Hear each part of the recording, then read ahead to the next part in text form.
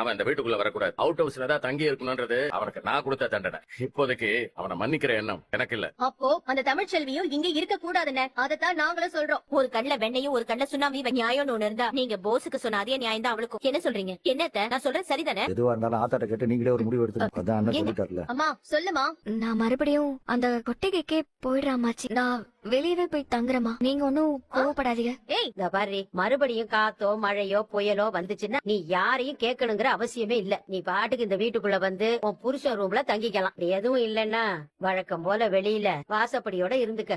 சரிங்க அம்மாச்சி. இன்னைக்கே நீ வெளிய போகணும். இப்பவே இப்பவே நான் கொட்டைக்கு போயிடுறேன். என் பிள்ளைய மன்னிக்கிறதுக்கு இன்னும் உங்களுக்கு மனசு வரல. உங்களெல்லாம் வச்சுக்க. நாம போட்ட திட்டத்தோட முத வெற்றி இவன் இந்த வீட்டை விட்டு வெளியே போறது. கூடிய சீக்கிரமே நாம நினைச்சத நடத்தாம விடக்கூடாது. என்னாச்சு எல்லாம் எடுத்துக்கிட்டு இந்நேரத்துக்கு எங்க போற? ஏய் உன்னதான் கேக்குறேன், இந்த நேரத்துல பையன் எங்க போற?